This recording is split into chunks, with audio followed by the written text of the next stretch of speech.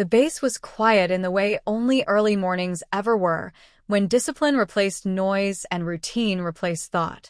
Chief Petty Officer Mark Hale was finishing a standard perimeter check when his K-9 partner abruptly stopped. The dog's body stiffened, ears rotating, nose lifting as if catching something the wind had carried too carefully. Hale followed the line of his gaze and saw a little girl standing just beyond the outer fence, small hands clenched in the straps of an oversized backpack. She wasn't crying. She wasn't waving. She was simply there, waiting. The dog broke formation and moved toward her without command, tail low but steady. Hale felt the familiar tension of instinct overriding protocol. Children didn't wander onto restricted areas by accident.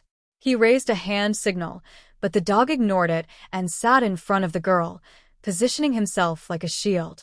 Hale approached slowly, lowering himself to her eye level, keeping his voice calm. "Hey there," he said. "Are you lost?" The girl shook her head once. Her face was pale, too still for her age. She looked past Hale and knelt, pressing her forehead briefly to the dog's neck. "He knows," she whispered. The words were barely audible, but they carried weight. Hale felt it settle in his chest. "What's your name?" he asked. She hesitated, then answered softly. "Lena." The dog whined low, a sound Hale had only heard once before, during a live extraction overseas. It wasn't fear. It was urgency. Hale glanced toward the guard tower, then back at the child. "Lena, why did you come here?" Her fingers tightened in the fabric of her bag. She swallowed. When she spoke, the words came out flat, stripped of drama, practiced into numbness. "They beat my mama," she said. "Last night. They said if I told anyone, they'd come back." The air seemed to thin around them.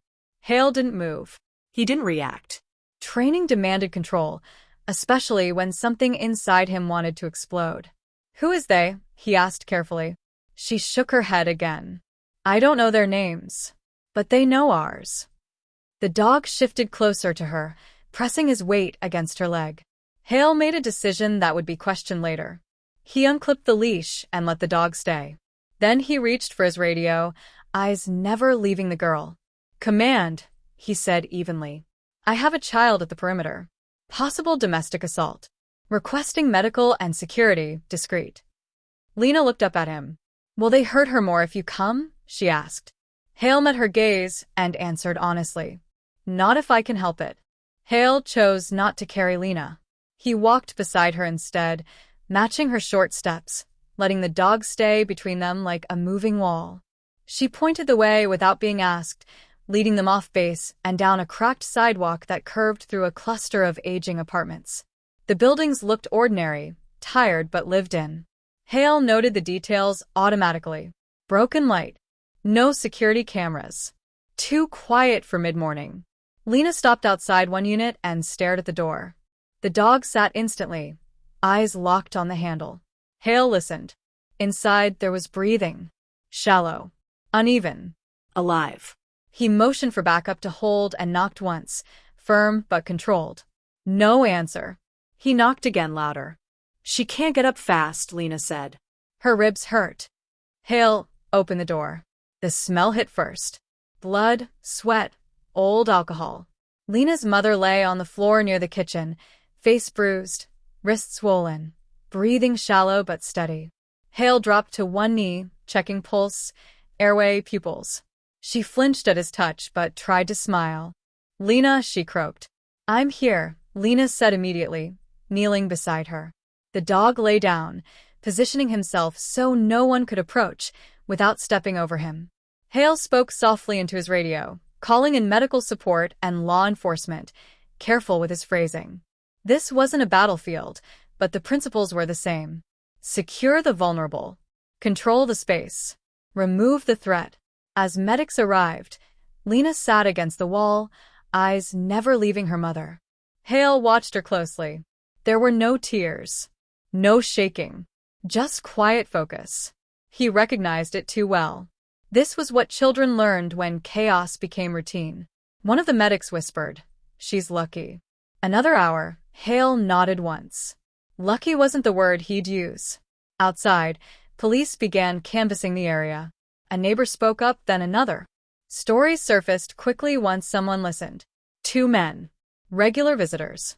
Not strangers. Always polite in public. Always gone before sirens arrived. As Lena's mother was loaded onto a stretcher, she grabbed Hale's sleeve. "She did what they told her," she said weakly. "She's so brave." Hale looked down at Lena. "She is," he agreed. Lena finally looked tired. She leaned into the dog, fingers buried in his fur. "Can he stay?" she asked. Hale smiled faintly. "For now," he said. "I think he already decided." As the ambulance pulled away, Hale understood something clearly. The dog hadn't brought the girl to him by accident. He'd recognized a signal of distress no system was designed to hear. And this time someone listened. The story moved faster than Hale expected. Statements were taken. Reports were filed. Names surfaced. The men were picked up within hours, confusion turning to panic when they realized silence would not protect them this time. Hale stayed out of the spotlight, exactly where he preferred to be, but he followed the case quietly, reading updates between training cycles and patrols. Lena stayed with her aunt while her mother recovered. Hale visited once, off-duty, wearing civilian clothes. He brought nothing official, just a bag of groceries and a promise he wasn't sure how to word. Lena recognized him immediately. She didn't smile, but she nodded, as if checking him off a list. The dog was with him. Officially, it was a breach. Unofficially, no one questioned it. Lena sat on the floor, drawing. When Hale asked what it was, she held it up. Stick figures. A woman in a bed. A little girl. A big dog standing in front of him. Hale swallowed and handed it back. "That's very good," he said. Her aunt watched from the doorway. "She doesn't talk much," she said quietly. "But she sleeps now." Hale nodded. Sleep mattered. Weeks passed. The case closed. Charges stuck. Lena's mother healed slowly, bones knitting, spirit harder to measure, but improving. One afternoon, Hale received a small envelope through base mail. Inside was a photo. Lena, her mother, and the dog, taken on the hospital lawn. On the back, in careful handwriting, were 4 words: "He listened to me." Hale folded the photo and slipped it into his locker. Years later, the memory stayed sharp. Not because of the violence, but because of the restraint. A child who didn't scream. A dog who didn't bark. A moment where instinct cut through fear and landed exactly where it needed to. Hale never spoke about it publicly. Stories like that were often simplified, turned into noise. He preferred the quiet truth. That sometimes survival depended on the smallest decision. A pause. A kneel.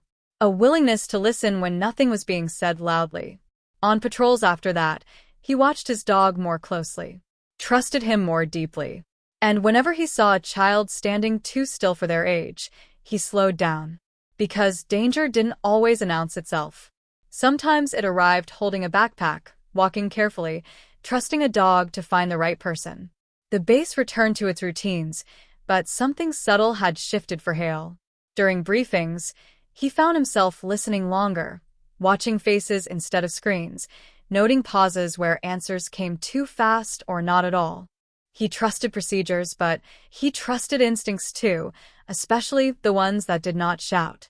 The dog sensed the change and worked differently, less reactive, more deliberate, as if understanding that some threats hid behind silence rather than noise. Lena's mother eventually returned home.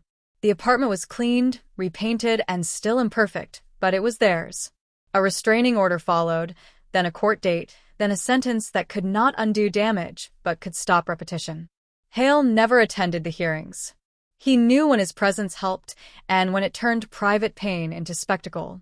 Instead, he checked in quietly through a victim advocate, satisfied with brief confirmations that progress continued. One afternoon, months later, Hale and the dog were reassigned to a community outreach demonstration near a local school.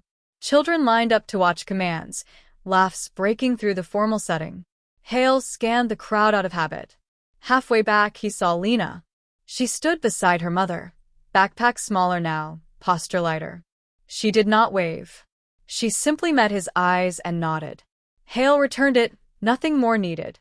The dog noticed her at the same time and sat, tail thumping once against the pavement. The handler beside Hale smiled, unaware of the history. "Good dog," she said. Hale agreed, privately. After that day, Hale began volunteering additional hours with victim support teams, offering security advice, safe planning, and presence without pressure. He never led with his rank. He led with patience.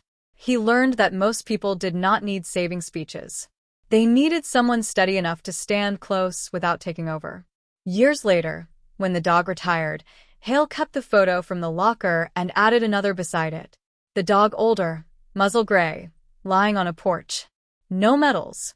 No captions. Just proof that outcomes could be quiet and still matter. When asked by younger handlers what made a good K9 team, Hale gave a simple answer. "Pay attention," he said. Especially when nothing seems to be happening. Because help did not always arrive with sirens or commands. Sometimes it arrived because someone noticed a pause, trusted an animal's judgment, and chose to listen before the moment passed. That lesson stayed with him, shaping every patrol, every pause, every choice to slow down. In a career built on readiness, he learned the rarest skill was restraint, and the most powerful response was attention, given early, freely, and without conditions, before fear hardened into silence again for anyone at all.